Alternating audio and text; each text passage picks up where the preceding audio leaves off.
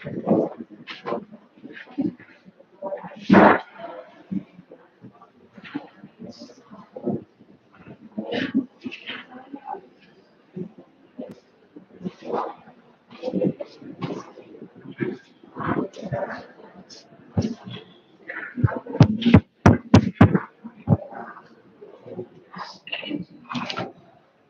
교수님, 시작할까요? 네. 그러면 우리 윤주천 성당에서 우리 사순특강 시작하도록 하겠습니다. 시작 기도로 우리 예전에 우리 선교도에 했던 주님의 기도 옛날 번호로 한번 해볼게요. 예. 성부와 성부와 성령의 이름으로 하늘에 계신 우리 아비신 자여, 내 이름에 거룩하심이 나타나며 내 나라의 임하시며 내 거룩하신 뜻이 하늘에서 이룬같이 땅에서 또한 이루어지이다. 오늘 우리에게 일용할 양식을 주시고 우리 죄를 면하여 주심을 우리가 피한 자를 면하여 같이 하시고 우리를 유감에 빠지지 말게 하시고 또한 우리를 흉악에서 구하소서. 아멘. 성부와 성자와 성령의 이름으로 다시 한번 인사드리겠습니다. 저는 한국 순교복자 성지도의 김성태 조한씨입니다. 반갑습니다.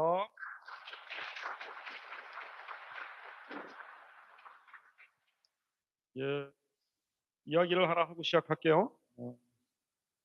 최보람 씨 아시죠? 최보람 씨. 최보람 씨가 교향악단에 들어갔어요. 오케스트라. 거기는 굉장히 많은 사람들이 연주를 하잖아요. 한 40명, 50명. 그래서 이제 정기 연주회가 있어가지고 연습을 굉장히 열심히 했나 봐요. 그리고 그 공연하기 전날, 마지막 최종 리허설을 하는 날, 그 악단장, 지휘자가 나와서 이제 좀 쉽게 말하면 이제 내일 잘하자는 의미로 분기를 좀 잡는 거예요.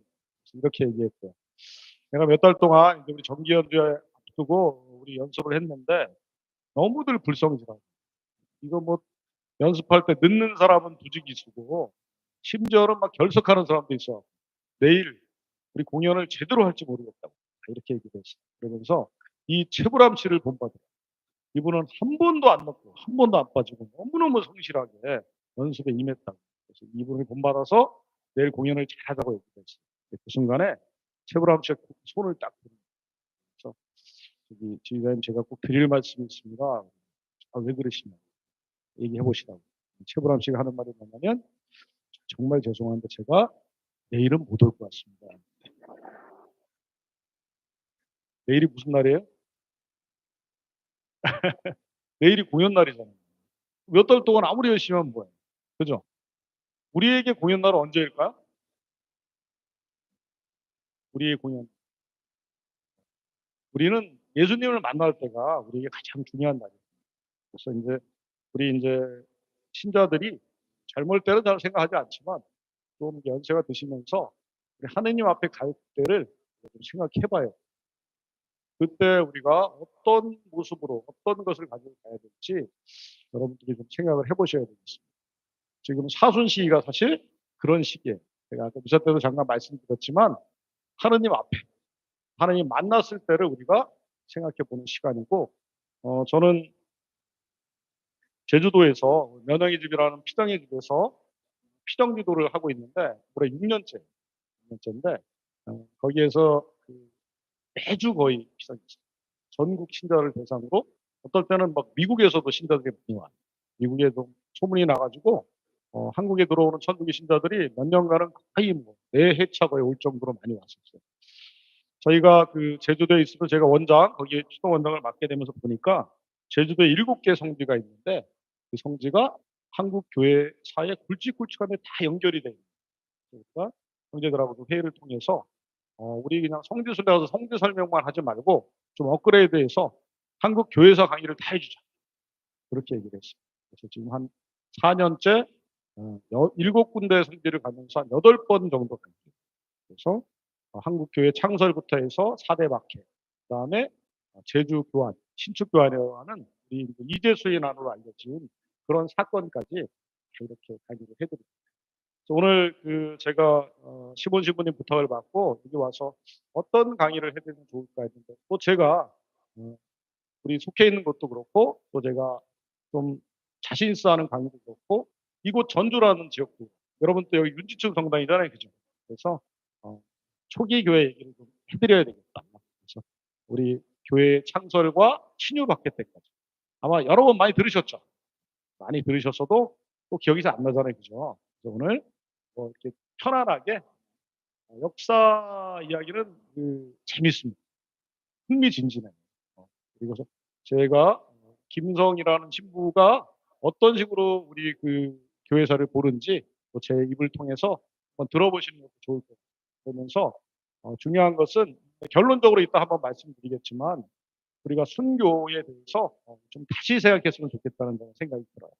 먼저 말씀드리고 시작하자면 제가 인제 그쪽에서 몇 년 동안 계속 순교자 강의를 이렇게 해 드리니까 사람들이 처음에는 이렇게 약간 힘들어하시는 분들이 좀 계시죠.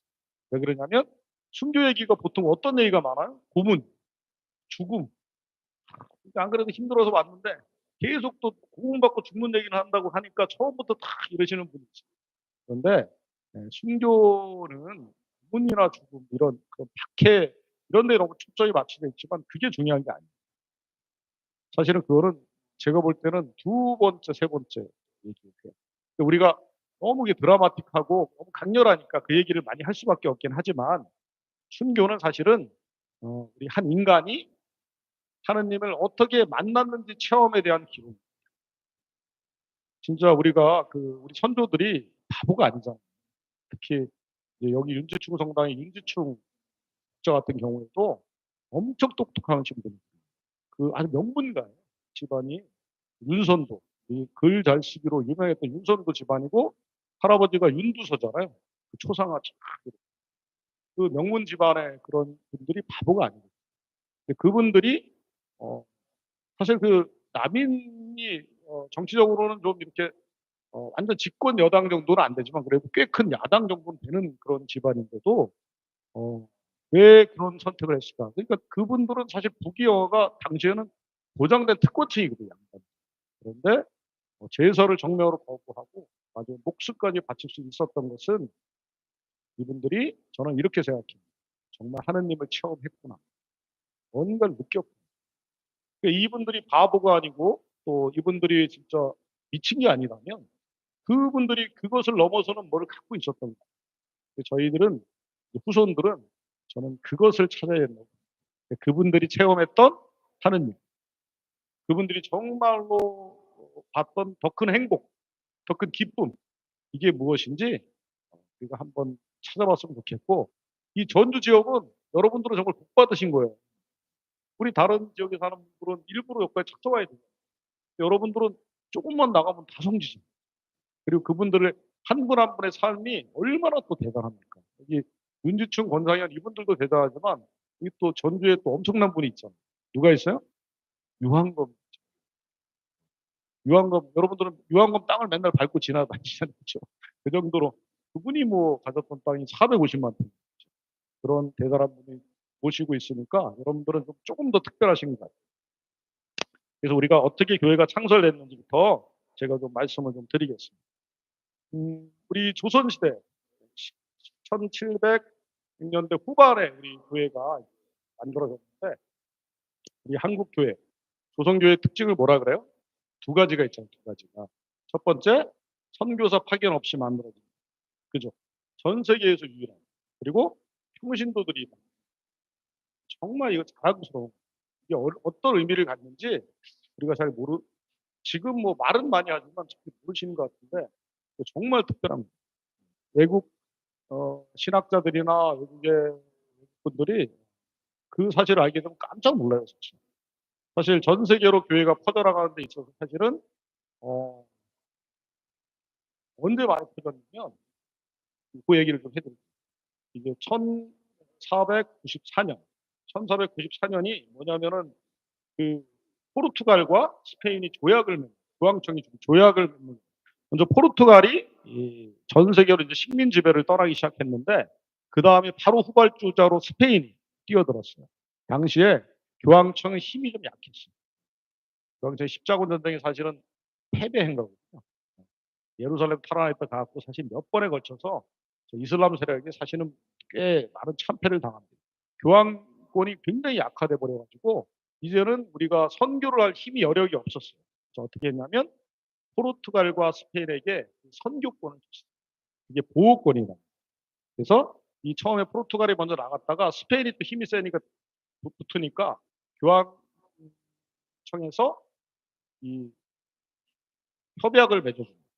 그게 이제 그 유명한 토로데시아스 조약이라는 건데 어떻게 조약을 맺어주냐면 세계를 반으로 나눠가지고 저쪽이 남미 쪽에서부터 필리핀까지 그 스페인의 영토와 스페인이 선교할 수 있는 권한을 줍니다.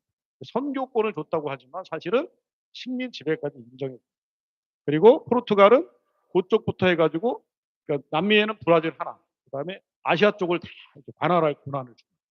이 권한이 엄청난 권한이었어요. 어느 정도 권한을 줬냐면 그 지역에 들어가서 이제 교회에 공개된 거예요. 성당을 짓고 이 그런 거예요. 우리가 교황청에 직접 못하니까 성당을 짓고 성직자들을 보호할 책임을 대신 권한을 뭘 주냐면 그 지역에 주교를 임명해 줍니다. 그리고 그 지역을 관할권을 줍니다. 엄청난 권한을 줍니다. 교황청이 갖고 있는 권한을 사실은 줍니다. 그래서 식민 지배에 하러 들어가면서 선교사들을 대동해서 그게 전 세계의 3분의 2 정도를 딱 선교하게 된 것이 이 조약의 힘이 컸어요. 그런데 우리 조선은 그런 거 없이 우리끼리 교회를 그 이야기를 좀 해드리겠습니다. 조선이라는 나라가 여러분들은 조선하면 어떤 것이 떠오르세요? 네? 유교, 그죠? 여기 전주 이씨의 왕조잖아요. 그죠? 그런데 유교가 이렇게 유교의 이념으로 나아가 건국됐고 또 어떤 그 당파 싸움 뭐 이런 것도 생각나시죠? 왕의 특권. 뭐 지금 요즘에도 뭐 그런 느낌이 좀 부활될 것 같긴 한데 하여튼. 예. 그래서 이 조선시대 하면은 좀 그런 부정적인 영향이 많지만 제가 볼 때는 조선인 나라도 굉장히 매력적인 나라였어요. 무슨 말이냐면 공자가 유교 유학을 이제 창립하고 나서 중국에서 뭐 물론 뭐 유학이 꽤 융성했지만 그렇게 크게 융성하지 않았고 일본까지 내려갔죠. 유학이 내려갔지만 제대로 꽃피우고 그거를 이렇게 실험했던 나라는 조선이었어요. 조선. 조선이 왕들이 통치하는 국가였지만 이 유림 선비들과 사실은 같이 다스리는 나라였어요. 굉장했습니다. 선비들. 사실은 어떤 때는 이 선비들 신하들이 힘이 더 센 때도 있었어요. 왕을 이렇게 세워놓고 이렇게 움직이는 경우도 있었어요. 재밌는 게 뭐냐면 어, 이 당시에 정치를 어떻게 했냐면 어떤 사람들이 세상을 다스렸냐면 한번 생각해 보세요. 과거에 급제한 사람들이 다스렸죠. 그죠? 과거가 어떤 겁니까? 글을 잘 써요. 예를 들어서 뭐 시를 뭐 바람, 뭐 비, 뭐 이런 거를 많이 주제로 냈다 그러면 거기에 대해서 경전에서 인용하고 뭐 직접 글짓기를 해서 가장 글을 잘 쓰는 사람을 장우, 타마 뭐 이런 식으로 해서 뽑는 겁니다. 그 당시에 어, 영의정, 좌의정, 우의정 판서들은 가장 당대 최고의 시인, 소설가, 지금으로 본다면 인문학자들, 진짜 인문학자들이 세상을 다스렸던 그런 시대가 조선입니다. 굉장히 그 공자의 이념을 현실에 반영하려고 노력했던 나라라고 저는 꽤 노력을 했다. 그런데 이 나라가 나중에 완전히 좀 이상하게 변한 그 단예로 뭐냐면 마지막 이제 요 시대쯤 오면 1700년대 중후반에 오면 이 특권이 너무 많아요. 특권. 특히 왕실은 뭐 말할 것도 없고 양반들의 특권이 있는데요. 양반이 한 10% 정도 되는데 너무 특권이 센 거예요. 양반의 특권. 그리고 다른 중인이나 뭐 상민이나 천민들의 이런 차별은 이루 말할 수 없었다. 당시가 사실은 정조라고 해서 세종대왕 다음으로 성문이라고 얘기하지만 실제로는 백성들이 가뭄이나 홍수나 뭐 어떤 전염병이 돌 때 크게 국가에서 이렇게 도와주지 못해요. 그래서 이 젊은 학자들이 여기에 대해서 뭔가 잘못됐다고 생각해요. 특히 이 잘못됐다는 생각을 갖게 된 그 사람들이 누구였냐면 남인 계통, 젊은 유학자들이었어요. 그 남인이 당시에 집권 여당이 누구였냐면 노론, 벽파. 노론, 벽파와 남인 시파의 싸움인데 노론이 집권 여당이에요. 제일 큰 정권을 갖고 있는데 여기는 벽파예요. 벽파는 뭐냐면 당시 정조의 아버지였던 영도의 아들이 사도세자잖아요. 사도세자를 뒤주에 넣어서 죽일 때 찬성했던 사람 죽여라. 그리고 반대했던 사람이 시파. 그러니까 정조는 심정적으로 시파한테 마음을 갈 수가 없어요. 남인들, 자기 아버지를 두둔했던 세력. 그래서 남인 세력을 키우려고 엄청 노력을 했어요, 정치적으로. 그래서 특히 나중에 보면 최재공이라는 인물은 명의정까지 그런 시기에 있었지만 이 남인계 실학자라고 하는데 이 젊은 그 학자들은 불만이 많았어요. 뭔가 좀 잘못돼 있다. 우리가 배우는 공제 인의 예지신, 이거 충효사상 이런 것들이 현실에서 제대로 반영되지 않는다고 생각하고 있었어요. 그 대표적인 인물이 누구예요? 그렇죠. 정시영. 당대의 천재로 유명한 정시 삼형제. 정시 형제가 4명이 있어요. 첫째가 정약현, 그다음에 둘째가 정약전, 셋째가 정약종, 막내가 정약. 그 중에서 가장 유명한 사람은 정약용이죠. 정약용이 제일 하지만 또 둘째, 셋째, 넷째도 다 천재들. 얼마나 천재인지 제가 나중에 자세히 설명드릴게요. 이 사람들을 위시해서 권철씨라는 유명한 남인 계통의 대학자가 있었어요. 그 문화에 들어서 이 사람들이 이제 교회를 이제 창설한 건데, 바로 넘어가 버릴게요. 이 어떻게 교회를 창설하게 됐냐면 이 사람들이 주어서 천지남 주어사에 모여서 공부를 하기 시작해요. 많이 들어보셨죠? 천지남 주어사가 우리 교회의 창립지다 이런 얘기를 많이 해요. 근데 사실은 그 말은 좀 제가 볼 때는 어폐가 있습니다. 천지남 주어사에서 달래 천주교회사를 보면 천지남 주어사에서 그 교회 무슨 뭐 7일, 14일, 뭐 21일 이렇게 해서 뭐 주의를 지키고 이렇게 했다 그러지만 사실 좀 제가 좀 깊이 있게 이렇게 보니까 당시에 그 모임은 유학 모임이었습니다. 유학 세미나 모임이었어요. 그래서 권철신을 좌장으로 해서 권철신이 노감 권철신이 굉장한 대학자였어요. 그 밑에 남인 계통에 사람들이 모인 겁니다. 어떤 사람들이 있었냐면 정약전, 정약용, 그다음에 김원성, 권성학, 이충옥, 이승훈, 이훈아. 약종이 참여했는데 약간 붉은. 그리고 이때 한 명이 그 천지남 주어사가 어디 있냐면 앵자사이라는 데 있어요. 앵자산 맞은편에 천지남이 있고 반대편에 주어사가 있어요. 주어사는 저희 수도에서 지금 관리를 하고 있는데 그곳에 한 명이 찾아옵니다. 겨울에 이 모임. 이 사람이 제일 대단한 인물이에요. 누구죠? 이병. 여러분들은 정확히 알고 계셔야 돼요. 교회를 창립한 우리 성족, 진짜 이 성도를 한다면 누구를 얘기할 수 있어야 돼요? 이병. 우리가 이승훈으로 많이 알고 계시지만 누구라고요? 이병. 이분이 왜 대단하냐면 이분이 여기 와서 모임에 참여하면서 천주시랑 칠극 같은 책을 본 것 같아요. 여기서 이제 천주시나 칠극 얘기를 좀 해드려야 되겠네요. 다시 조금 돌아가서 이 우리 동양에 사실은 그리스도교가 전교된 것은 아주 옛날에 전교가 된 적이 있어요. 중국의 당나라 때 이미 전교가 됐었어요. 635년 정도에 경교라고 해서 네스토리우스 그 파가 들어온 적이 있어요. 거기는 쉽게 말하면 그리스도 이단 여기는 예수님이 신성과 인성을 다 갖고 계시잖아요. 이 파는 예수님이 신성이 우세하다고 해서 나중에 파문당합니다. 근데 이 파가 당나라 때 정교까지 한 거예요. 그래서 사실은 중국에 가면 옛날에 십자가 들고 이게 이 경구가 들어서 사실은 전해지긴 했었어요. 그런데 실제로 이제 중국에 현대 우리 카톨릭이 들어간 것은 이 사람을 빼놓을 수가 없어요. 누구를 빼놓을 수 없을까요? 가장 중요한 인물. 우리에게도 영향을 많이 미쳤던 사실은 예수회라는 그 단체가 들어왔는데 예수회는 1540년 정도에 창설된 그 시도에 예수회는 지금 교황님도 예수회잖아요. 그렇죠? 예수회는 대단한 예수회가 이 모토가 군인이에요. 군. 그래서 별명이 뭐냐면 가톨릭의 해병대 이런 별명이 있어요. 그 정도로 3대 서원과 교황에 대한 충성까지 하는 그 종교개혁 이후에 정말 그 뭐라 할까 이다시오 성인이 군인이었고 굉장히 전투적이면서 목숨을 건 선교를 많이 하고 그 선교 방향이 아주 멋있어요. 처음부터. 그래서 사실은 이 아시아 쪽에 와서 많이 종교를 하셨던 분은 프란시스코 하비에 인도를 거쳐가지고 일본으로 들어갑니다. 사실은. 그래서 일본을 전교시켰던 사람이 프란시스코 하베리였는데 이 하베리오 성인이 일본에 갔다가 중국으로 들어갑니다.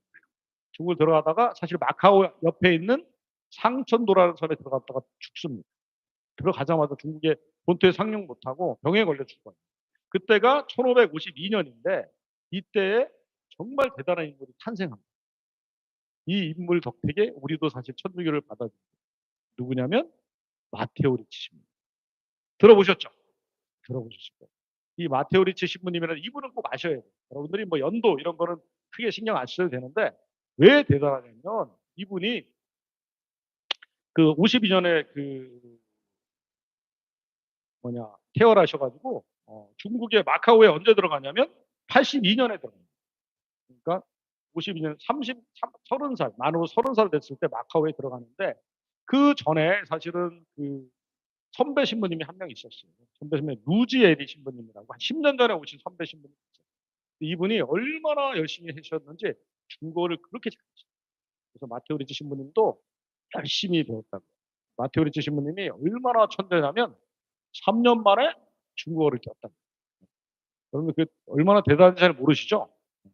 저도 이제 아까 시몬 신부 얘기했듯이 필리핀에 좀 있었는데 외국 사람들하고 얘기해 보면 제일 어려운 글자 얘기하면 한자예요. 한자. 그 우리가 영어나 또 우리 한글은 어렵지 않아요. 읽고 쓰는 거 금방 쓸 수 있는데 한자 같은 경우에는 글자로 생각하지 않더라고요. 외국 사람들. 뭐라고 생각? 그림으로 생각해요. 이 대화를 하려면 그림을 5천 개를 외워야 돼요. 아니면 글을 쓰려면 10,000개를 외워야 돼요. 얼마나 어려워요. 우리 한국 사람도 사실은 그렇게 읽기는 어느 정도 좀 읽어도 쓰라 그러면 힘들잖아요. 그죠? 이것을 3년 만에 그래서 나중에 이분이 얼마나 대단하냐면 사설을 다 라틴어로 사서 삼경기, 사서 논어명자 이런 것들을 번역하고 그 유명한 책인 천주시리를 1603년에 발간을 했죠. 그 쓰기는 훨씬 전에 썼어요. 이분이 이제 중국 가서도 재밌는 얘기가 있습니다. 예수의 그 당시의 선교사들은 들어가서 처음부터 아주 지금 우리 교회에 귀감이 될 만한 그런 정신을 갖고 들어요. 뭐였냐면 선교를 문화 적응주의라는 것을 갖고 들어요. 그 나라의 문화를 존중해주고 그 나라의 문화에 녹아들면서 선교를 하겠다는 그 정신으로 들어요. 참 멋있었어요. 처음. 그것이 지금은 우리 카톨릭 교회 공식 거의 입장이 됐어요. 그래서 들어갔는데 이분들이 가서 잘 모르니까 처음에 어떻게 했냐면 중국에 갔더니 스님들이 있잖아요. 스님들. 우리도 종교니까 스님처럼 해야 되겠다. 머리를 다 밀고 빡빡 밀어. 그래서 서양 중이 됩니다. 그래서 막 종교를 하는데 종교가 잘 안 되는 거예요. 당시에 사실은 주류층은 다 유학자였어요. 근데 일반 민중들은 뭐 스님을 불교를 좀 믿는 사람이 많았어도 당시에 이분이 소주라는 곳에 갔을 때 중국에 있잖아요. 항주와 소주 하늘 아래 천국 같은 그런 도시가 있고 거기 가서 유명한 유학자를 하나 만난 거죠. 구태소라는 사람. 그 사람이 이분이 뭐 마테오 리치모님이 중국 그 말도 잘하고 굉장히 인품이 대단하니까 충고를 해줍니다. 지부님한테. 지부님 스님 역할을 해서는 정교 안 됩니다. 빨리 유학자로 바꾸십시오. 그래서 이때부터 머리를 다시 기르고 유학자 복장. 그래서 이마도라는 유학자가 되는 거예요. 그리고 글을 쓰는 천주시라는 책을 써요. 여러분들이 들어보시기만 하고 읽어보지 않으셨을 텐데 제가 꼭 한번 보내드리고 싶어요. 천주시리와 칠극은 정말 꼭 보내드리고 싶어요. 제가 예전에 저는 이제 칠극으로 제가 대학에 논문을 썼지만 올해 작년에 다시 한번 읽었어요. 천주시리와 칠극을 모임을 좀 만들어서 다 읽었는데 정말 좋은 책이에요. 왜 그때 우리 선조들이 이 책을 읽고서 천주교를 받아들였는지를 제가 어느 정도는 이해할 수 있을 정도. 어떤 내용이냐면 중사와 서사가 대화를 하는 내용이에요. 그래서 이 천주시리는 재밌어요. 중사가 물으면 서사, 그러니까 중국 선비가 물으면 서양 선비가 대답을. 세상의 창조 목적이 무엇이냐, 하느님이 계시냐, 뭐 이런 거를 쫙 얘기하는데 이 마테오르치 신부님이 답변하는 거죠. 정말 막힘없이 거침없이 얘기하십니다. 이 책을 읽으면 어떤 생각이 드냐면 하느님이 분명히 계시는구나. 이게 되게 중요한 거예요. 두 번째가 그분이 우리를 심판하시는. 이거를 진짜 논리 정연하게 끝까지 아주 단단하면서 굉장히 논리적이면서 이치에 맞게, 그리고 얼마나 공부를 많이 했는지 중국 경전이나 중국의 문화까지 곁들여서 이렇게 설명해 주시죠. 이 책을 누가 읽었다고요? 이벽이. 그리고 또 한 분이 있어요. 한 권이 뭐냐면 칠극이라는 책. 들어보셨죠? 칠극도. 칠극은 이제 그 마테오 리츠 신부님의 후배, 좀 후배인 판토아라는 신부를 썼어요. 이 칠극이 굉장히 좋습니다. 칠극은 어떤 내용이냐면 7개 제, 7제종 많이 들어보셨죠? 교만, 인색, 게으름, 탐식, 이런 것들을 이겨내는 7가지 덕에 대해서 얘기합니다. 그러니까 7가지 죄와 7가지 덕을 다룬 건데 그 내용이 굉장히 뛰어납니다. 그래서 어느 정도 대단한 책이냐면 이것도 판토아 신부님이 이런 호칭을 받아요. 서양에서 온 최고의 한학자. 그런 칭호를 받을 정도로 잘 쓴 책. 이 두 책을 읽고서 이벽이 깜짝 놀라요. 깜짝 놀라요. 그래서 이벽이 어떻게 얘기하냐면 당시에 이거를 제대로 한번 믿어봐야겠다고 속으로 결심을 합니다. 무슨 일이 있었냐면 1783년도에 이승훈 알죠? 이승훈. 같이 공부하는. 이승훈의 아버지가 연행사의 3사, 연행사의 3명의 쉽게 보면 고위 관리가 있어요. 정사, 부사, 서장관이라는 고위 관리가 있는데 서장관에 임명합니다. 그래서 당시에 우리가 외교를 해서 중국을 갈 수 있는 유일한 길은 연행사밖에 없었어요. 사신으로 가는. 그래서 아버지가 거기에 이제 발탁이 되니까 아버지가 누구였냐면 이동욱이라는 분인데 참판까지 하고. 그래서 이승훈이 따라갈 수가 있어요. 어떻게 따라가냐면 아버지가 이런 장관, 서장관이나 참사 이게 되면 아들은 자제군관이 돼서 자제군관 자격을 따라갈 수 있어요. 여기 따라갈 수 있게 되니까 이승훈한테 이벽이 붙어서 얘기를 합니다. 자네 중국에 가게 되면 한번 천주교라는 데 한번 찾아가 보기로. 가서 교리를 한번 제대로 그리고 가능하다면 세례도 받고 그 신부님한테 교회 서적을 얻을 수 있을 만큼 다 얻어와. 이렇게 부탁을. 그랬더니 이승훈도 호감이 있어요. 그러겠다고 대답을 해요. 실제로 1783년 겨울에 11월이나 12월에 출발합니다. 중국으로 들어갑니다. 보통 동지사로 연행사로 갔다 오면 얼마 정도면 갔다 올 것 같아요? 갔다 오는 기간 얼마? 찍어보세요. 보통 4개월에서 5개월 걸려요. 왜냐하면 걸어가잖아요. 말 타고 걸어가니까 한 달 정도 걸립니다. 북경까지 가요. 한 달 정도 걸리고 그 다음에 거기 아래에서 2달 정도 갑니다. 그래서 그때 이제 자기 신학 관료들만 가는 게 아니라 장사꾼들도 가요. 대동에서 한 300명 정도 규모로 갔다. 장사꾼들도 엄선해서 가고 그때 이제 서로 교육도 하고 그 다음에 돌아오는데 한 달. 그러니까 겨울에 갔다가 봄에 돌아오는. 그래서 이승훈이 가가지고 실제로 찾아갑니다.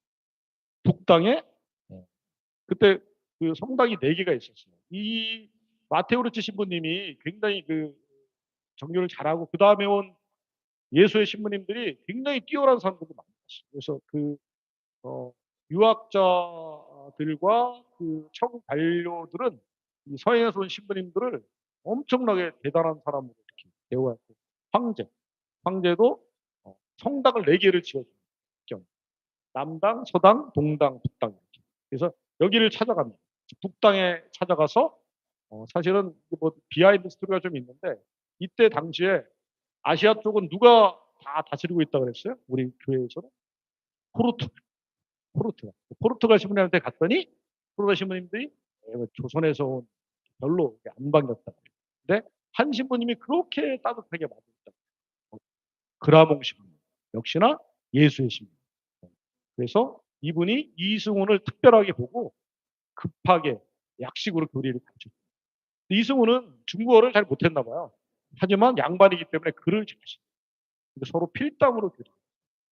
이 얼마나 대단합니까? 서양 사람하고 조선 사람이 만나갖고 붓으로 이렇게 쓰면서 교리를 그렇게 배워가지고 이 이승훈에게 너는 조선의 대들보가 되라고 베드로라는 세대를 그리고 실제로 서적을 엄청 하나로 남겨서 들려보내는 거예요. 그럼 여러분들은 최초의 우리 세례자가 누구라고 생각하시는 거예요? 이승훈. 그죠? 이승훈이 우리 조선, 우리나라의 최초의 세례자 다 알고 계세요. 그런데 사실은 훨씬 그 전에 세례를 받은 사람이 있습니다. 누굴까요? 들어본 적 있으세요? 요 얘기도 잠깐 해드릴게요. 사실은 그 전에 임진왜란 때 신부님이 들어온 적이 있어요. 들어보셨어요?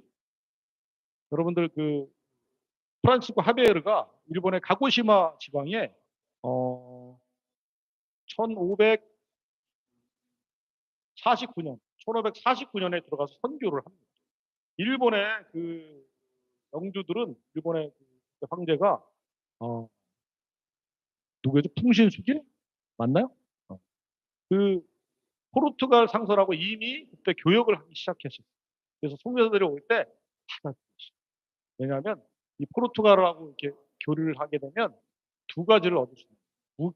무역의 이익도 있지만 또 하나가 뭐냐면 무기를 그때 받아들인 게 뭐냐면 조총입니다.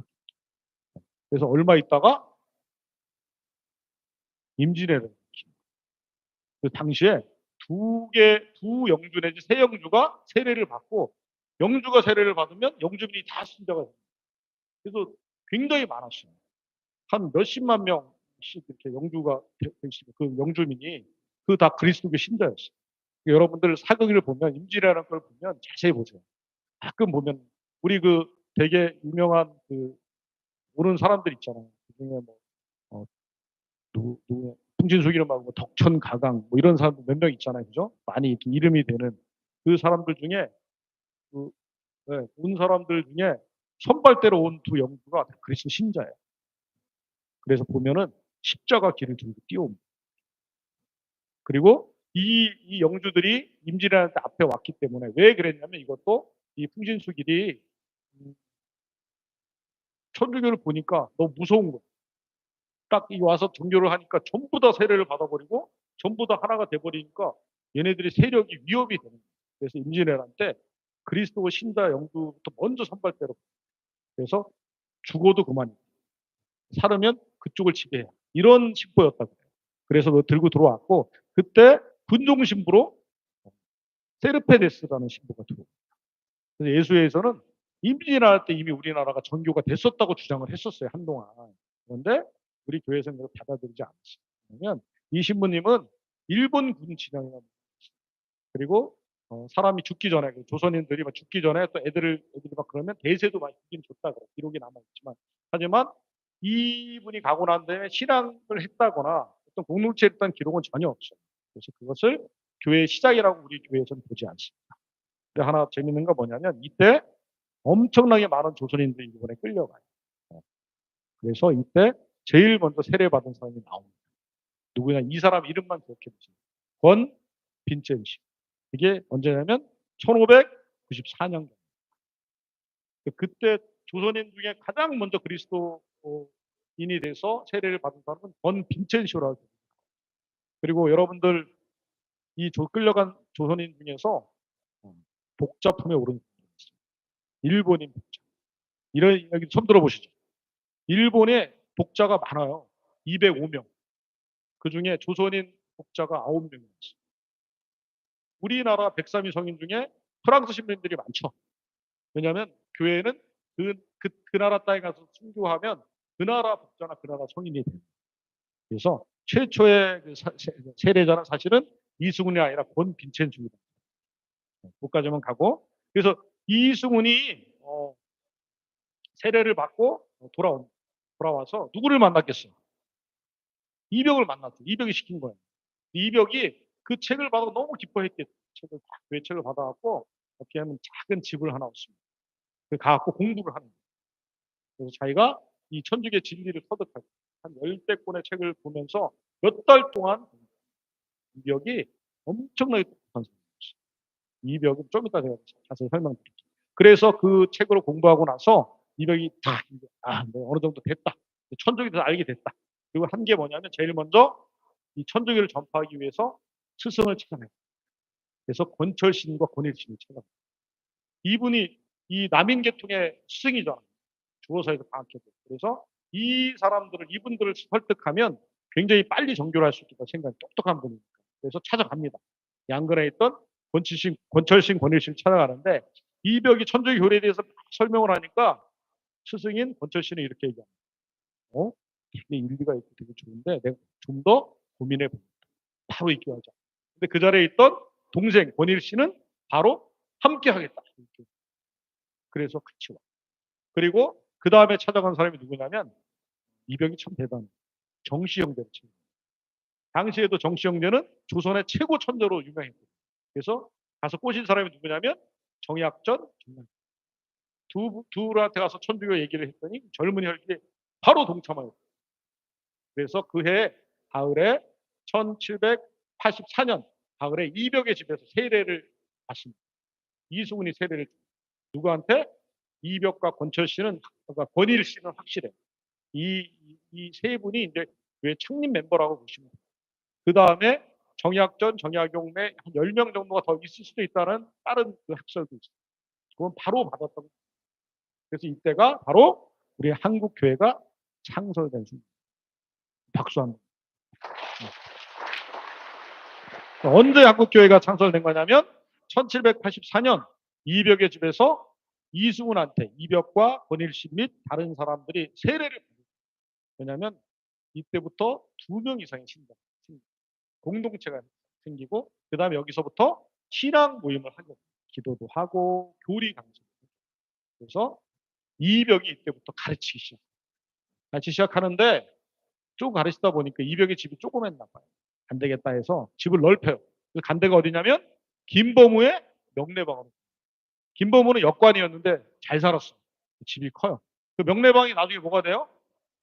명동성당이 되는 거예요. 그 자리에. 그래서 명동성당에서 이제 그 명례방에서 이제 신앙 집회를 하는데 바로 다음에 엄청난 일이 일어납니다. 1785년에 을사추조 적발 사건입니다. 그게 뭐냐면 을사년에 있었던 추조의 적발 사건. 추조는 지금으로 말하면 당시에 말하면 평조입니다. 지금은 법무부. 형조의 관리들이 지나가다가 어느 집에서 시끄러운 소리가 나니까 요것들 도박하는 요것들 잡아들이고 급습을 해가지고 다 잡아들입니다. 그래서 이제 형조판사 앞에 데려갔다 보니까 문제가 뭐였냐면 전부 다 영문과 양반들. 당시에 국법이 뭐였냐면 양반들 함부로 잡으면 안 됐어요. 굉장히 차별이 심했고 어느 정도 차별이 심했냐면 양반들은 죄를 이렇게 묻지도 잘 못했어요. 그 대신 집주인이 중인인 김범우니까 양반들은 다 방면해놓고 중인인 김범우만 투도로 팹니다. 그래서 김범우가 귀양 간 다음에 얼마 후에 죽어요. 그럼 김범우는 순교한 거예요, 아니에요? 김범우는 순교자예요, 아니에요? 순교자 맞잖아요, 그죠? 근데 우리는 최초의 순교자를 김범우가 안 하고 윤지축이라고 하잖아요. 왜 그럴까요? 이게 우리가 처음에 교회에서 이 순교자를 지칭할 때 굉장히 엄격했어요. 순교의 세 조건이 있어요. 첫 번째가 신앙 때문에. 두 번째가 박해자에 의해서 사고로 죽으면 안 돼요. 세 번째가 단박에 죽어요. 이 윤지충이나 권사님처럼 목이 잘려 죽었다면 참수를 당했다면 확실히 박해자에 죽은 게 맞는데 김범우는 맞아서 가서 다음 해인가 죽었어요. 근데 그게 보면 이게 맞아서 후유증으로 죽은 건지 가서 다른 병으로 죽은 건지 모르겠다는 거예요. 그래서 한동안은 증거자, 희생자 뭐 이렇게 불렀어요. 그런데 지금은 순교자라고 얘기합니다. 큰 폭넓은 그 안에서 지금은 순교자라고 얘기를 해요. 근데 어떤 일이 있었냐면 이 을사추 적발 사건 때문에 양반 가문에서 난리가 납니다. 양반들이 모여가지고 이상한 집회를 하고 있어요. 사문 난동. 유학은 굉장히 엄격해요. 다른 잘 안 받아들여요. 그래서 특히 이벽의 집에서 난리가 났습니다. 이벽이 교주처럼 행사를 했다고 소문이 났어요. 이벽은 어, 무신 집안이에요. 무신 집안. 그러니까 우리가 양반이 두 개가 있잖아요. 글을 써서 되는 문으로 가는 그 사람이 있고 묵과 칼을 써서 하는 장군, 장교로 가는 사람들. 아버지도 형도 동생도 다 무신이었어요. 장군들이었어요. 굉장히 과격한 집안이었어요. 이벽이 얼마나 대단한 인물이었냐면 이벽이 이제 이때 죽습니다. 죽는데 나중에 정약용이 이벽을 그리워서 쓴 글들이 꽤 많아요. 이벽 정약용이 나중에 유배 가서 엄청 오래 한 18년 동안 유배 생활했잖아요. 정약용이. 근데 그때 이 이벽을 그리워하며 쓴 글을 보면 이벽의 풍채가 칠척장신에 굉장히 등치가 좋았고 무신 집안이고 한 손으로 100근을 들 정도의 용력이 있어요. 100근이면 한 60kg 됩니다. 완전히 강호동 같은 힘이 있어요. 그리고 이벽이 얼마나 글에도 뛰어났냐면 정약용이 나중에 사서의 주예를 대단한 거거든요. 사서를 주예를 쓸 수 있다는 것은 우리나라 성경 주예 하듯이 우리 교회에서 이 유학자들 중에서는 거의 최고의 그 실력 있는 사람 할 수 있는데 이때 그 주예서에 보면 중용을 주의하는 것에 이것은 이벽의 의견이다 해서 한 10군데 정도는 이벽의 그 해설을 하는 걸 집어넣었어요. 그 정도로 정약용이 극찬한 사람이었어요. 그런데 아버지가 집안에서 난리가 난 겁니다. 이 사람이 이제 주장으로 이 괴수로 이렇게 찍혔습니다. 당시에 보면은 이제 이벽이 확실히 대빵이었던 건 확실한 게 뭐냐면 기록에 하면 이렇게 돼 있어요.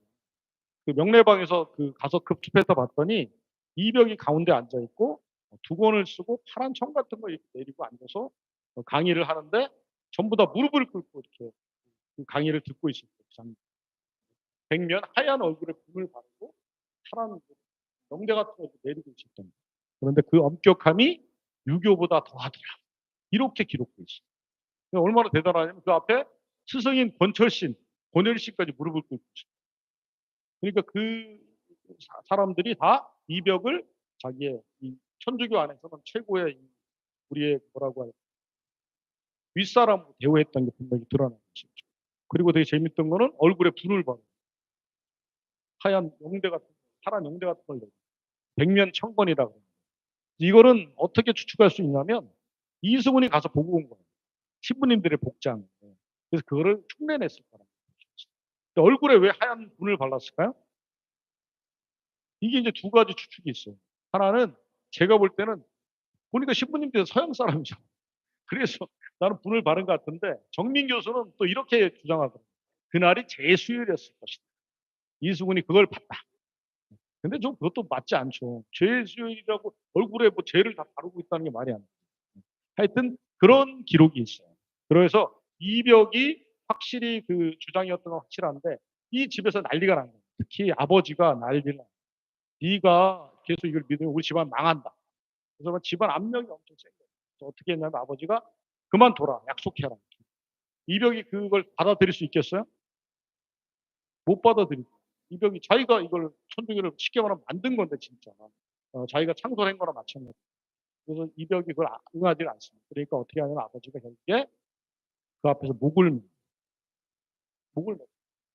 네가 천주교를 계속 믿으면 나 죽겠다. 목을 매. 그래서 이벽이 거기서 제가 볼 때 이랬던 거예요. 그러면 제가 멈추겠어요. 그게 맞는 거예요. 그래서 이 사실을 가지고 나중에 이제 기록에 가면 이벽이 배교의 말 비슷한 걸 했다는 기록이 나와요. 근데 그거는 저는 그렇게 보면 안 돼요. 아버지가 목을 베는데 돌아가십시오. 저는 끝까지 가겠습니다. 하면 그게 잘못된 거지. 멈추겠습니다. 하는 게 맞죠. 이벽은 그때부터 집에서 안 나옵니다. 이게 이제 두 가지 설이 있어요. 이벽 스스로 자기를 유폐했다는 설이 하나 있고, 하나는 집안에서 못 나가게. 공식적으로는 집안에서는 이벽이 전염병에 걸렸다고 죽었다고 했죠. 그래서 그렇게 1년 만에 도망치고. 그런데 나중에 이벽의 그 유해를 수습했던 변경 몬시널 천진압 하셨던 그분이 의사를 대동해서 봤더니 그 유해의 이빨 치아 색깔이 까맸다.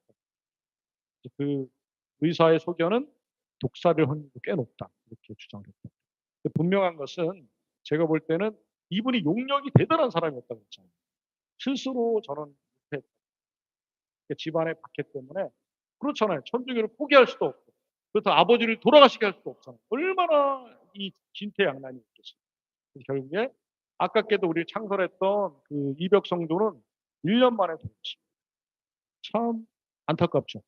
우리 김대곤 신부님도 1년 만에 돌아가신 것처럼 사실은 우리 교회를 창설했던 가장 중요한 인물이 이벽성도도 1년 만에 돌아가십니다. 그리고 남았던 분이 이제 처음에 3명 이끌어갔던 사람이 이벽과 이승훈, 권일신이었습니다.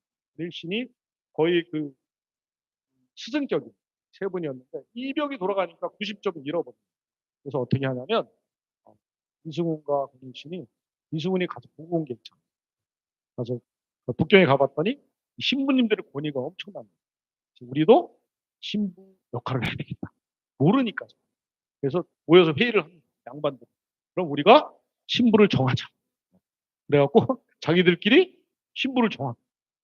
그래서 누가 이걸 이제 우리 가성직 제도라고. 그래서 잘 모르니까 그냥 자기들끼리 신부를 정해요. 그러니까 84년에 창설하고 나서 2년에 그 다음에 이제 이벽 성조가 돌아가시니까 86년에 성직자들을 정해요. 그래서 누구누구를 정하냐면 권일신, 이존창, 이곳에 유한검, 최창현, 홍낙민, 정약정, 정약용, 윤지충, 정약전, 정약용은 들어간 거 맞나요? 정약종은 들어갔을 때 약간 붉은 윤지충까지 다 신부 역할. 그렇게 해서 굉장히 열심히 해요. 그래서 이때 얼마나 열심히 했냐면 신자가 순식간에 한 1000명까지 들어와요. 그리고 기록에 의하면 미사도 하고 고해성사도 주고 견진까지 주었대요. 다 책만 보고서. 재밌는 게 뭐냐면 여자 신자들이 이제 이때부터는 이제 신자들이 다 받아들였고 여성도 받아들이고 이제 다른 계층의 사람도 받아들였는데 와가지고 고해성사를 이렇게 달라고 계속 얘기를 했대요. 그랬더니 이 양반들이 남녀가 유별한데 어떻게 주냐 못 준다고 처음에. 그런데 계속 쪼르니까 결국에는 고해성사를 줬다는 기록이 나와요. 근데 되게 재밌는 것은 대부분 고해성사를 고속으로 선행을 하고 줬는데 죄가 중하면 회초리를 때렸대요. 그러니까 유학과 천주교를 짬뽕을 시켜서 이렇게 운영을 했던 거예요. 이걸 하다가 보니까 누가 이 문제를 걸어요. 누구냐면 유한검이라는 황제입니다. 정확한 이름은 안 나오지만 히엔첸이라는 사람이 했다고 프랑스어로만 기록이 나와 있습니다. 이게 유한검이라는 황제입니다. 관천 유한검이 황제이 높은데 이 사람이 이렇게 얘기를 한 거예요. 우리가 내 책에 보니까 우리가 성품 성사도 안 받고 성품 성사도 인호가 새겨져 있는데 인호도 안 새겨져 있는데 이거 뭐가 잘못된 것 같다. 똑똑하잖아. 그러니까 모여가지고 이거 뭐가 문제가 있어. 우리 중지하자. 그럼 어떻게 해야 돼요? 이걸 어디 가서 물어봐야 돼? 중국밖에 없는 거죠. 그래서 이거 우리가 하고 있는 것이 제대로 된 건지 물어보고 밀사를 파견하기로 해요. 그래서 윤희를 중국으로 보내 최초의 밀사. 2번을 보내 1789년과 90년 2번을 보내는데 이 보내는 데 있어서 꽤 많은 돈을 대고 이렇게 했던 사람이 누구예요? 유한검입니다. 유한검이 거의 보면 재정을 거의 다 됐어요. 처음에 윤희를 보냈는데 보내서 이렇게 얘기를 하는 겁니다. 우리가 이렇게 해서 가서 주변에 만나고 교회를 만들고 이렇게 지내고 있는데 이게 제대로 된 게 맞습니까? 깜짝 놀란 거예요. 지금 구배가지고 이거 뭐 성교사 안 하고 자기들끼리 교회를 만들었다니까. 그래서 우리가 잘못됐다면 우리가 교회 신부 역할을 하는데 멈추고 신부님을 보내주십니까? 이 주교님이 바로 보내주겠다고 했죠. 그래서 실제로 다음에 보냅니다. 여러분들은 두모 신부님이 1795년에 들어온 거 알고 계시죠? 그 전에 보냈었어요. 그 우신부라는 분을 보냈는데 91년 바로 다음에 오다가 엇갈려 못 만나요. 서로 못 만나고 이분은 또 병을 얻어가고 한 2년 있다 돌아가셨어요. 사실은 우리가 중국교회에 빚이 많습니다.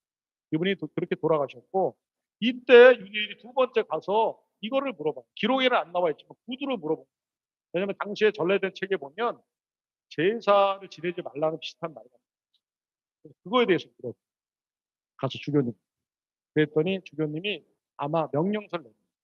조상 제사는 금지한다는 거예요. 이게 난리가 나요. 이게 이제 역사가 있는데 어떻게 된 거냐면 처음에 예수회가 중국에 들어갔을 때는 예수회는 굉장히 문화 적응 정책을 취했다. 언어도 열심히 같이 배우고 똑같이 지내려고 했어요. 그래서 또 예수회가 북쪽의 그 고위 유학자들을 만나기 때문에 높은 수준의 문구를 받습니다. 중국에 이제 존중하고 특히 뭐 조상 제사라든가 공자 숭배하는 것을 굉장히 미풍양속으로 했어요. 문제가 없었는데 그 다음에 따라 들어온 수도회가 도미니코에 프란시스코에 이런 수도회가 있는데 도미니코에는 옛날부터 지금까지 예수의 앙숙입니다. 서로 라이벌이에요. 그러니까 뭐 나쁜 건 아니지만 하여튼 뭐 이때는 좀 나빴어요. 그래가지고 이 예수회가 하는 거에 태클을 많이 걸어요. 물론 뭐 예수회도 도미니코에 태클을 걸었지만 근데 이때 도미니코의 프란시스코회가 공자 숭배나 조상 제사를 우상 숭배로 보고를 해요. 이게 난리가 나요. 근데 그럴 이유도 좀 있는 게 이 중앙으로 들어갔지만 예수회는 도미니코회나 프란시스코는 지방으로 내려와. 여러분들 이제 마카오나 홍콩 한번 보실지 모르겠지만 저희 수도회가 이제 마카오에 지출해서도 몇 번 갔다 왔는데 그 집집마다 조그만 재단 만들어 놓고 향 피우고 이거 많이 해요. 중국 사람. 이 신을 많이 믿어. 엄청 신을 많이 믿고. 그러니까 그 미신적인 걸 본 것도 맞긴 맞을 거예요. 하여튼 그래가지고 우상 숭배로 보고를 해가지고 교황청에서 난리가 나요. 그래서 100년을 싸워요. 예수회가 이길 때는 미풍양속 허가. 근데 이쪽 도미니코에 이기면 우상 숭배. 이러다 결국에 예수회가 집니다. 져가지고 1715년에 첫 번째로 조상제사 금지. 1742년인가? 그 정도에 완전 금지거든요. 그리고 우리가 그때 물었을 때는 1790년이잖아요. 완전 금지가 될 때 물었죠. 그래서 그 조상제사 금지령을 갖고 그 신부님을 파견해 주겠다는 연락을 갖고 기뻤지만 조상제사 금지 이 명령은 조선 교회를 완전히 폭풍 속으로 쳤어요. 이걸 가지고 왔더니 그 다 교회 양반들이잖아요. 난리가 났어요. 이때 이제 기록에 의하면 지도자들 28명 중에 11명의 교회를 떠났다. 지금도 제사를 중시하는 분들 제사 지내지 말라고 난리가 날 거예요. 그죠? 당시에 유교 사회에서 양반들에게 제사를 지내지 말라는 죽으라는 얘기랑 마찬가지였어요. 실제로 그 가장 먼저 그 피해를 입은 본보기가 된 분이 누구예요? 윤주충. 그래서 그 다음에 윤주충 이번에 어머니가 돌아가시자 윤주충 바오로가 또그 사촌인 권상현도 마찬가지로 동참해서 신주를 불태워버리죠. 조상들 거에 다 붙고. 그래서 이거는 사실은 이 우리 윤지충 이 복자에 대해서는 참 멋지다고 얘기할 수 있지만 이렇게 초래한 상황에 대해서는 너무나 안타까워. 이것 때문에 이 박해의 빌미를 삼아서 한 100년 동안 우리 어마어마하게 많은 사람이 10,000명 이상이 그렇죠. 사실은 이거를 우리가 어떻게 정리해야 될 것인가. 저희 수도회가 순교복자 수도회잖아요. 2012년도에 이것 때문에 크게 심포지엄을 한번 했습니다. 순교에 대해서. 그래서 외국의 유명한 초기 형님들, 신학자들, 전 세계의 분들을 다 초대해서 진짜 크게 했었어요. 제가 그때 실무를 맡았었는데 그때 한국의 가장 유명한 신학자가 심상태 몬시뇰이라는 분이 있어요. 그 다음에 역사학자로는 조광국 이 두 분이 우리 한국의 입장을 볼 때 이 문제를 정식으로 보는 것이죠. 그래서 그 세계의 유명한 신학자 앞에 앉혀놓고 뭐라고 얘기했는지 교황청은 사과. 초기에 이 잘못된 명령 때문에 이 동아시아의 문화를 이해하지 못하고 조상 제사를 금지한다는 명령을 내려서 사실은 그래서 중국이 전혀 종교가 안 됐어요. 옹정제라고 굉장히 유능한 황제가 굉장히 우대했었거든요. 근데 그걸 우상숭배로 규정해 버리니까 바로 금지령과 그다음에 박해령까지. 그리고 우리 조선에서는 이루 말할 수 없이 어려운 제일 안타까운 건 뭐냐면 초기 우리 교회를 만들었던 초기 그 양반들이 너무 고초를 받아요. 이벽 성교도 그랬고 이승훈 거의 배교자로 막 찍히기도 하고. 그런데 그분들에게 제사를 지내지 말라는 거는 너무나 이거는 있을 수도 없는 일이나 마찬가지예요. 그래서 정식으로 사과하라고 막 소리 지르면서 난 그런 걸 처음 봤어요, 저도. 그리고 속으로 이렇게 생각했지. 교황청한테 사과해라고 얘기해도 되나? 내가 속으로. 그런데 그걸 들었던 그 제일 유명했던 발트 카스퍼 충령님이라고 있어요. 당시에 이제 어, 베네딕토 16세 교황 때였었는데 그분하고 친하니까 자기가 가서 꼭 말씀. 그래서 은근히 기대를 했죠. 교황청에서 사과하기로. 사과했을까요? 안 해요. 교황청은 사과를 잘 안 해요. 그 대신 무슨 일이 있었냐면 초기 그 우리 그 교회 창립 멤버들에 대해서 우리가 시복 시상 운동 이런 걸 하려고 해도 이 배교 뭐 이런 문제가 걸리는 거예요. 이때를 계기로 이 청원을 올려도 된다는 문제 없음 공문을 2016년. 그래서 저희는 저희가 했던 이 순교 심포지엄이 큰 열매를 맺었다고. 교황청에서 사실은 사과는 하지 않았지만 그분들의 그 역사적인 그런 걸 감안해서 문제없음 공문을 내려주는 거죠. 하여튼 이렇게 돼가지고 그 윤지충 바오로 같은 경우는 참 대단해요. 참 대단하다 보이는 게 너무 확실하게 자기 입장을 갖고 있었어요. 이분이 사실은 그 신문 받은 기록을 보면은 너무 대단합니다. 신문 받은 기록을 제가 한번 읽어드릴게요. 그 감사가 이렇게 묻습니다. 너는 신주들을 모두 있는 그대로 묻었느냐? 아니면 그것들을 불태운 후에 묻었느냐? 그것들을 불태웠는지 아니면 단지 묻기만 했는지 다소간 내 죄의 경중을 정한. 이게 그냥 묻었나 불태워서 묻었나를 가지고도 큰 차이가 있다고 얘기를 하는 거예요. 뭐라고 얘기하냐면 문지충이 저는 그것들을 불태워 그 뒤에 묻었습니다. 이렇게. 내가 그것들을 내 부모같이 공경한다면 신주를 묻는 것은 그나마 묵인된다 하더라도 어떻게 이것을 불태울 수 있단 말이냐 이렇게 물어요. 그러니까 윤지충이 이렇게 대답합니다. 만약 제가 그것이 제 부모님이라 믿었다면 어떻게 그것들을 불태울 결심을 할 수 있었겠습니까? 그런데 저는 거기에 부모님과 관련된 그 어떤 것도 없다는 것을 아주 분명하게 알기 때문에 그것을 불태웠습니다. 이렇게 얘기합니다. 그것들을 땅에 묻든 불태우든 여하튼 다 먼지로 돌아가기 때문에 거기에는 심각하고 덜 심각한 것도 없습니다. 정말 명확하게. 너는 사람들이 신주를 불태운 대가로 법적 처벌을 받는 것을 인정하느냐 이렇게 물어요. 마지막으로 이렇게 얘기합니다. 만약 제가 부모님이 거기 계신다고 생각하면서 신주들을 불태웠다면 형벌은 마땅한 것입니다. 하지만 거기에 부모님과 관련된 그 어떤 것도 없다는 것을 아주 분명하게 알고 있는데 저에게 무슨 잘못이 있다는 것입니까? 이렇게 명확하게 됩니다. 이 윤지충 이 목자는 첫 번째가 교회에서 금지하기 때문에 안 했다.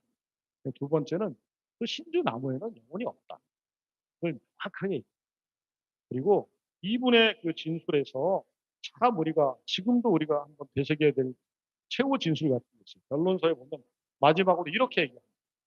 그러므로 아무리 참다운 향기도 없는 음식을 사용하는 것은 그만두고 제사 같은 온 힘을 기울여서 덕행을 실천하고 그 효과가 돌아가신 부모님께 미칠 수 있도록 하고 동시에 우리 자신의 영혼을 기르는 것이야말로 참다운 길이요 바른 도리입니다. 이렇게 마지막. 그러니까 정말로 부모님을 위하는 것은 그 향기 없는 재물을 음식을 바치는 게 아니에요. 우리 덕행을 듣고 덕행을 다해서 그 덕행이 부모님한테 오르고 우리가 참다운 도리를 실행하는 것이다. 이렇게 최후의. 참 이분은 이렇게 평가를 하더라고요. 어떤 그 학자는 유학자에서 그리스도인 그리고 전 근대는 현대인으로 넘어오는 진짜 중요한 인지축. 이렇게 뚜렷하게 이 그 유학이라는 그다음에 제사라는 그 강력한 그런 시스템을 벗어나서 이렇게 볼 수 있는 그 새로운 인간형이 태어났다고까지 극찬을 했다. 하지만 이분은 안타깝게도 바로 참수를 당하십니다. 이분과 원상이는 바로 참수를 당하고 그런데 이때부터 사실은 순교자들의 믿음이 이때부터 생겨났어요.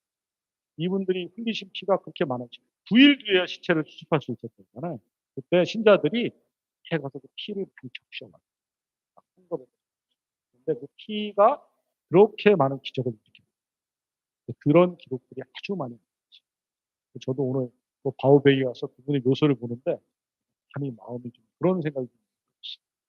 하여튼 이렇게 돼서 유지충 권상현 이분은 돌아가시고 교회는 풍비박산 다시 그렇게 어렵게 가성직 제도를 통해 가지고 그래도 잘 되다가 그래서 이후 당시 1900년 1091년 정도에 몇천 명으로 이렇게 늘었는데 두 분이 죽으면서 이제 돌아가시면서 교회가 풍비박산이 나고 우리 실질적인 그 지도자들이 거의 다 많이 떠납니다. 남아있던 사람들은 정시형제 된 정약총 혼자 남습니다. 여러분들이 좀 이따 제가 한번 설명을 더 드리겠지만 꼭 기억해야 될 이름이 정약종이라는 꼭 있어요. 그리고 몇 년 후에 누가 들어오냐면 최초의 우리 신부님이신 주문모 신부님. 주문모 신부님 여러분들 꼭 기억하셔야 될 게 이분은 인품으로나 학식으로나 열정으로나 최고였던 분이죠. 정말 이분이 얼마나 와서 헌신적으로 했는지 우리는 정말 이분에 대해서 정말 고마워요. 신유박회 때 마지막에 좀 더 말씀드리겠지만 이분이 들어왔을 때 또 아주 그 가슴 쓰라는 일이 하나 있었어요. 이분이 1795년에 들어왔는데 이분이 처음에 들어와서 어디에 묵었냐면 최인길이라는 역관 집에 묵었어요. 역관이 중국말을 잘하니까 한 6개월 정도 머물렀는데 이때 교회에서 아주 뭐 처음에 이제 초기에 나타났던 아주 나쁜 밀고자가 하나 생겨났어요.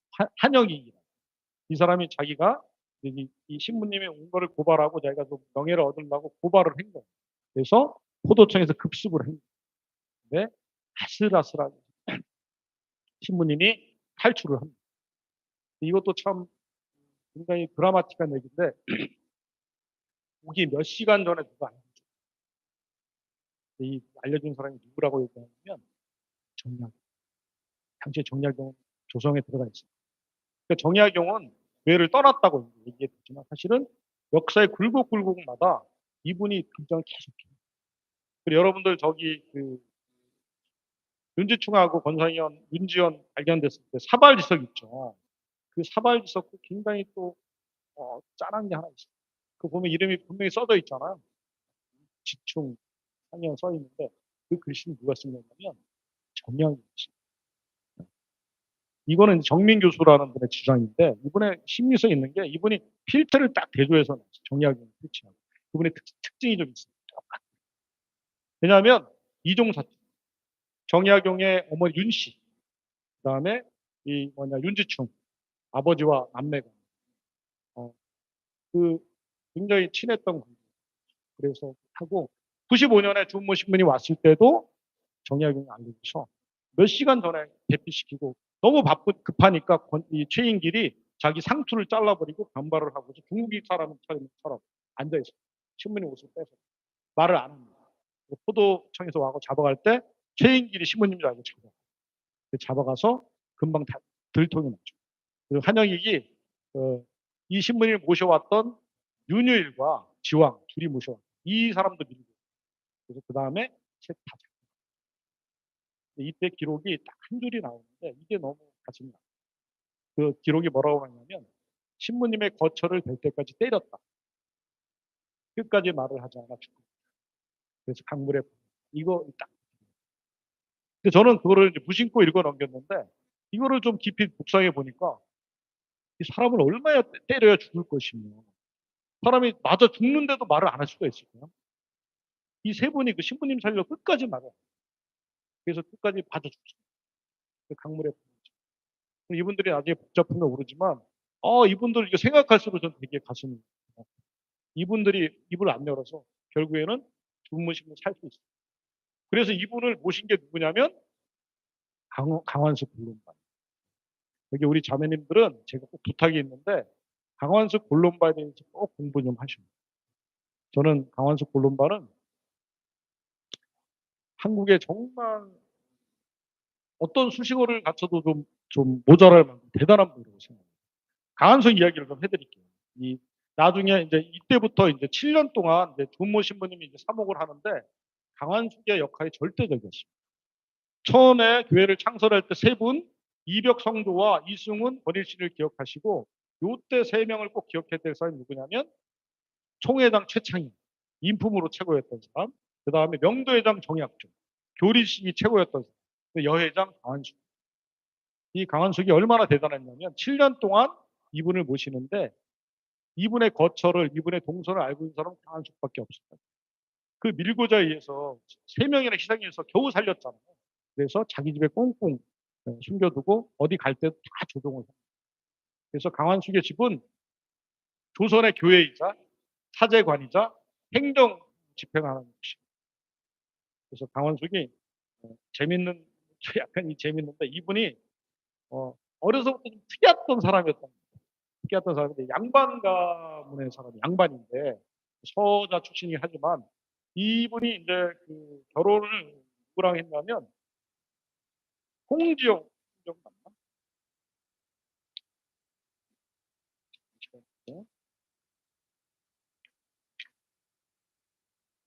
이분이 홍지영의 후처로 들어갑니다. 홍지영의 후처로 들어가는데 들어가면서 그 어떤 소식을 듣게 되냐면 이때가 바로 진산 사건, 친해바퀴가 있을 때 천주교에 대해서 듣게 돼요. 근데 이분이 딱 천주교만 듣고 나서 그런 생각을 하게 됩니다. 천주교? 하늘의 주인을 모시는 종교? 이거 대단한 종교인데? 그래서 그 이름만 듣고 믿기 시작해요. 그래서 뭐를 하냐면 그 가나에 가가지고 그때 많이 바퀴가 있었고 신자들 막 잡아가고 그랬어요. 가서 신자들 뒷바라지를 옥바라지를 합니다. 그러니까 이 옥바라지를 하니까 이 관장이 보니까 이상한 거야. 양반집 처자가 와서 그 신자들 천주교인들 뒷바라지. 그래서 이거 안 되겠다 싶어서 남편을 부릅니다. 그래서 야단을 쳐요. 어떻게 관수를 하길래 왜 천주교인만 뒷바라지를 하고 그러니까 남편이 약간 좀 제가 볼 때는 좀 그릇이 작은 사람. 그래서 쫄아요. 쫄아가지고 부인한테 얘기해. 나안 되겠다. 너랑 못 살 것도 있다. 차라리 다른 여자 얻어서 살겠다. 이렇게 하면서 첩을 얻어내고. 그래서 이 강환숙은 남편하고 정도 별로 없었고 잘 됐다 생각합니다. 왜? 자기는 천주교가 좋으니까 이 기회에 서울로 올라가야겠다. 이런 생각을 해요. 그런데 재밌는 건 뭐냐면 이때 올라올 때 누구를 데려오냐면 시어머니와 그 남편의 전 아들까지 데리고 오요. 되게 웃기죠. 시어머니와 아들이 따라와. 데리고 서울로. 그래서 서울에 와가지고 이때부터 교회에 관여하면서 주모심을 집에 모시고 있어요. 근데 처음에는 모셔놓고 그 어머니가 반대할 거 아니에요. 신부님이 외간 남자인데 어머니는 신앙도 잘 모르고 그래서 뭐라고 했냐면 어머니한테 이렇게 제가 집을 좀 나가야 되겠다. 왜 그러냐. 제가 천주교를 이제 믿기 시작했는데 신부님이 들어오셔서 지금 어디를 떠돌아다니는지 모르겠다. 지금 밀고 다니는 3명이나 내가 신부님 찾기 전에 집에 못 오겠다. 그러니까 어머니가 불안했는지 안 된다고 절대 나가면. 그래서 어머니한테 이렇게 그러면 우리 집에 모셔도 되겠습니다. 차라리 그렇게 하라고. 그렇게 해서 신부님을 안방에 모시고 자기가 건너방으로 건너가. 그때부터 7년을 모시고 강환숙이 사실은 초기에 우리 교회를 살리는데 엄청난 역할을 했던 게 강환숙이 아주 독보적이었어요. 제가. 그렇게 역할을 했고 강환숙은 좀 있었으면 제가 볼 때는 첫 번째 수도원장이 될 뻔했어요. 동정녀들을 모아서 10명. 서울에 보면은 강환숙의 집이 한 3번의 이사를 가는데 재밌는 게 점점 큰 집을 가고 마지막에는 집을 한 3채 삽니다. 무슨 말이냐면 그 집을 사가지고 가운데 트는 거예요. 세군. 그래서 교회를 그래서 굉장히 큰 역할을 했고 이 수완이 정말 대단했어요. 좀 아깝죠. 그런데 이렇게 좀 잘 되고 주모 시민이 와서 7년 만에 우리 교회는 들어올 때 4천 명이었어요. 몇 명까지 내냐면 1800년대 10,000명까지. 정말 열심히 살았어요. 이때 역할을 크게 했던 사람이 강원수이고 또 한 명이 정약. 교회에서 양반들이 떠날 때 마지막 남은 사람이 정약종이었어요. 정약종은 좀 몇 년 후에 들어왔어요. 약전과 약용 막내는 바로 들어왔지만 정약종은 한 2년 후에 들어왔기 때문에 자기 세례명을 아우구스티노로 줬어요. 그러니까 성인을 알고 있었어요. 자기는 그 2년 동안 바로 받아들이지 않는 걸 방황했다고 생각했어요. 그래서 받아들인 이후에는 진짜 교회를 위해서 아우구스티노 성인처럼 헌신을 합니다. 이 정약종 집안은 꼭 기억하셔야 돼요.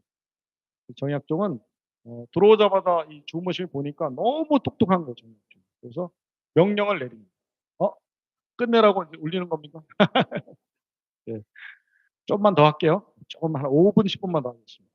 정약종한테 어떤 명령을 내리냐면 두 가지를 하나는 교리 공부를 시킬 수 있는 명도회를 조직해서 회장을 맡아요. 그래서 초기에 유명한 사람은 다 명도 회원이었어요. 그리고 또 하나는 뭐냐면 교리서를 쓰라고 지시해요. 정약종 목자가 쓴 교리서가 뭐냐면 주교요지. 여러분들 시간 되시면 어렵지 않아요. 주교요지 정말 좋은 책입니다. 왜냐하면 우리나라 사람들이 우리의 생각을 가지고 쓴 책이에요. 직접. 다른 우리의 교리서들은 다 번역본들이잖아요. 근데 유일하게 이분이 직접 쓴 책. 지금까지도 저는 그만한 교리서를 못 봤습니다. 그 당시에 어떻게 무엇으로서 이렇게 교회를 믿게 됐는지 좀 알고 싶으시면 정약종의 주교지를 꼭 읽어보시기 바랍니다. 이 집안에 우리가 빚이 많아요. 정약종은 신유박해 때 큰아들 정철성과 함께 순교하신 소설입니다. 그리고 그의 부인 유수서 채칠레는 기회밖에 무려 본장을 230대를 맞아 죽습니다. 그의 둘째 딸 정정의 엘리사벳 본장을 320대를 맞고 참수당했습니다. 그리고 그의 둘째 아들이 누구냐면 우리 다 무너진 교회를 살렸던 정화성 나옵니다. 이 집안은 5명이 다 죽습니다. 2명은 3명은 성인이 됐고 2명은 복잡. 이 정약종 집안에 우리는 빚이 많습니다. 여러분들 지금 이제 여기 신유박해까지 왔는데 신유박해가 일어난 원인에 대해서 한 5분만 하고 제가 끝낼게요. 신유박해는 1800년도에 정조가 죽으면서 그 다음에 일어난 정조는 굉장히 성군이었고 유학에 대한 자부심이 되게 셌어요. 그래서 교회를 박해하려고 하지 않았어요. 이 진산 사건은 아주 특이한 케이스였습니다. 이 진산은 신주를 불태우고 제사를 안 드렸다면 유학자로서 받아들일 수가 없었던 거예요. 그런데 그것에 대해서 굉장히 후회했고 사실은 끝까지 천주교를 크게 박해하지 않으려고 했는데 정조가 갑자기 죽어버리니까 순조가 11살에 즉위를 합니다. 그래서 이렇게 어린 나이에 왕이 되면 수렴청정을 가장 배분이 높은 정순왕후 김씨가 정순왕후 김씨는 역시나 노론 벽파에 들어갔어요. 그래서 이 기회를 삼아서 남인 시파를 추출한 것. 남인 시파에 천주교 신화가 많았어요. 박해령 이게 신유박해. 신유박해는 너무나 안타까운 게 우리 교회가 이렇게 뿌리 내렸는데 지도자급이 다 99.9%가 지도자급이 다 죽는데 아까 말씀드렸던 최창현, 정약조, 그다음에 강원수. 강원수 같은 경우에는 너무나 모진 고문을 받아요. 저 주은모 신부님 모셨다는 이유로 바로 잡혀가서 주은모 신부님 거처를 댈 때까지 고문을 받았어요. 얼마나 고문을 심하게 했냐면 그 고문했던 관리가 남긴 기록이 있어요. 이분이 아무리 고문을 해도 절대 실패하지 않으니까 이렇게 증언을 합니다. 이 여인은 사람이 아니라 신이다 이렇게까지. 그 정도로 의연해요. 정약종 국자 같은 경우에는 이분이 이제 소소문화에서 참수당하러 갔을 때 사람들이 포졸들이 끌려가는 도중에 귀를 막고 왔다. 왜냐하면 가는 내내 설교를 하는 거예요. 조금만 더 들으면 설득당할 것 같으니까 귀를 막고 왔다. 그렇게 교리에 발견이. 그래서 사람들이 이제 이 참수하기 전에 막 비웃으니까 마지막으로 남긴 말이 그대들은 지금 나를 보고 웃고 있지만 그때가 되면 그대들이 울게 될 것이다. 내가 지금은 우는 것처럼 보이지만 그때가 되면 내가 웃게 될 것이다. 이런 말을 마치고 망나니 칼을 치는데 저희가 하늘을 보러 죽겠다고 고개를 뒤집어 칼을 분명으로 참 대단하신 분. 그리고 한 명만 더 얘기할게요. 유한검 얘기까지는 너무 기니까 유한검 얘기 다음에 들으시고 황사영 얘기를 좀 해드릴게요. 황사영. 이때 마지막 남은 젊은 친구가 황사영이시죠. 여러분들은 황사영에 대해서 오해를 많이 하실지 모르지만 황사영에 대해서 조금만 알게 되면 정말 대단한 사람이에요.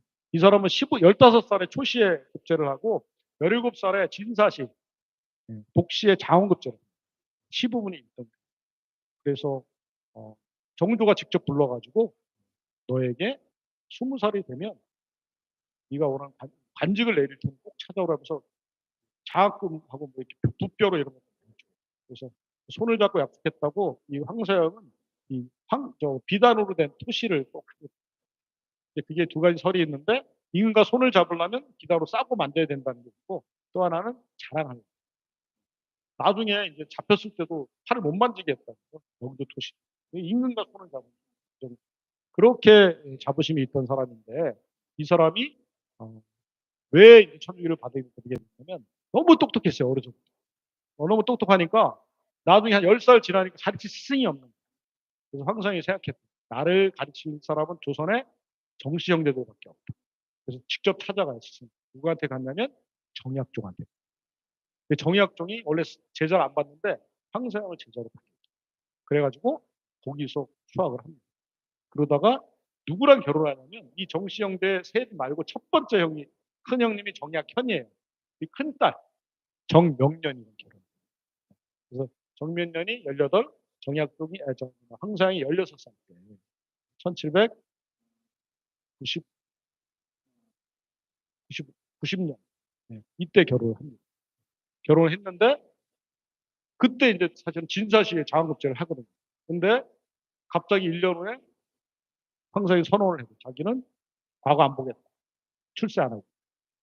왜냐하면 자기 천주교의 면 누구의 영향 같아요? 스승의 영향이겠죠. 그래서 결국에 이 홍사영은 과거를 안 봅니다. 진사시에 전국 1등이었던. 그래서 천주교에 들어와 중무신부의 측근에서 모시고. 그래서 진짜로 측근 비서 수행을 합니다. 정말 뛰어났나 봐요. 그래서 당시에 이런 재밌는 얘기가 있어요. 중인중 최고 남자 투표가 있었고 양반중 최고 남자 투표가 있었고 여러분들 자매님들이 했던 것 같은데 황서영이 양반중 최고 남자 칭호를 받았어요. 그렇게 잘생겼고 그렇게 똑똑했던 사람. 그리고 황서영은 취조할 때 가장 이름이 많이 언급된 사람 1인. 취조할 때 교회에서 일을 가장 많이 한 사람이 황서영으로 언급됐죠. 그래서 지도자급이 다 죽고 주은모 신부님은 원래 중국으로 도망가다가 다시 돌아오고 신자들이 자기 때문에 박해받는다는 주은모 신부님까지 사실은 새남태에 순교하셔요. 그 소식을 듣고서 김한빈이라는 힘이 좋은 그 신자가 하나 있었어요. 이 신자가 이 황서영을 납치하듯이 데려갑니다. 왜냐하면 교회에 씨가 마르고 이 황성이라도 살리려고. 그래서 저쪽에 옹기장이 토굴에 숨겨놓은 데가 배로니 거기에 옹기 굽던 그 토굴 속에다 숨겨놓죠. 근데 황성이 그때가 나이가 27 정도 됐어요. 27. 그래서 95년도에 장급제를 했었으니까 그래서 이 황서영이 그 안에서 글을 씁니다. 이게 요만한 비단에 쓴 황서영의 백서라는 거기에 13,384자의 글이 있어요. 그게 얼마나 대단한 거냐면 손톱만한 데다가 한자 3글자 1cm의 한자를 3글자씩 그 토굴 속에서 프로프라는 하나도 틀리지 않게 13,384자를 씁니다. 그래서 어떻게 교회가 창설됐고 자기가 들은 순교자에 대한 걸 다 이루고 거기에 대박 청래 일장 판결이라는 그때 교회가 주장했던 게 뭐냐면 큰 배를 청해서 한 방에 판결을 내는 선교를 하자는 거예요. 이게 재밌는 게 황상이 이거를 주장했다 해서 황상이 계속 역적으로 물렸어요. 근데 이게 황상의 주장이 아니에요. 누구의 주장이냐면 유황범의 주장. 나중에 유황범하고 유황범이 능지처참 당하잖아요. 아시죠? 그 이유가 이걸 했기 때문에. 황서영도 나중에 잡혀서 능지처참을 당합니다. 황서영은 오랫동안 교회에서 우리가 성인이나 이렇게 시복신을 올리려고 그럴 때마다 역적으로 몰려서 계속 안 됐었어요. 근데 연구가 많이 되면서 이분이 쓴 원본이 연구가 되면서 이분이 뭐라고 썼냐면 이분이 그 대박 청래, 그러니까 큰 배를 청한 이유는 오로지 종교 자유를 위한 것이다. 글이 분명히 나와요. 신부님 한 명만 받아주면 총 한 방 화살 한 대 쏘지 않게 춤추며 돌아가겠다는 이게 국가를 전복하는 게 아니라는 글이 분명히 나와요. 그래서 2021년에 우리 초기교회 이벽이나 이순 이런 초기교회 창설자들과 더불어서 황서영 시복시석 청원에 올라갔습니다. 얘기도 처음 들으시죠? 그동안은 계속 못하다가 올라갔습니다. 황서영도 이렇게 올라가게 됐고 이때 신유박해 때 전부 다 돌아가시고 신자들은 뿔뿔이 다 흩어졌어요. 그래서 이 뿔뿔이 흩어진 교회를 거의 한 40년 동안 이 1801년에 아버지 정약종이 돌아가실 때 정화성이 7살이었어요. 이 정화성이 커서 평생을 바쳐서 교회를 다시 살려낸 그 얘기는 다음에 기회에서 하겠습니다. 여기까지만 말씀드리겠는데 제가 쭉 이어서 하면은 뭐 병이박까지 할 수도 있는데 여기까지만 할게 너무 기니까 제가 꼭 드리고 싶은 얘기는 뭐냐면 우리 그 역사 안에서 우리 순교자들이 왜 진짜 목숨까지 걸면서 그렇게 했을까? 저는 이것을 좀 여러분들이 고민해 보셨으면 좋을 것 같아요. 두 가지만 하나 말씀드리면 당시에 이 차별이 정말 심했어요. 황일강 시몬이라는 분이 있어요. 백정이었는데 이분이 백정이었는데 교회에 들어와서 천국을 맛보고 이분이 노래를 부르고 다녀요. 나에게는 두 개의 천국이 있다. 하나는 내가 죽으면 갈 그곳이요. 다른 하나는 나를 이 백정이 미천한 나를 형제로 받아주는 우리 그 나와 함께 기도하고 나랑 밥을 먹던 우리 양반 형제들이라고 해요. 이 차별을 없애고 서로 동등하게 서로를 사랑할 때 하느님을 체험해 죽어도 좋다. 이 백정도 그렇게 느꼈지만 양반들도 특권을 내려놓고 정말 동등하게 대했을 때 목숨을 걸어도 아깝지 않다고 느낀 하나님 나라를 꿈꿔요. 여러분들도 정말 자비와 사랑의 그런 그게 지금의 순교예요. 지금은 뭐 우리가 목숨 걸을 일이 없잖아요, 그죠? 또 자비롭고 또 사랑을 베푸는 그런 신앙생활 하시길 바라겠습니다. 감사합니다.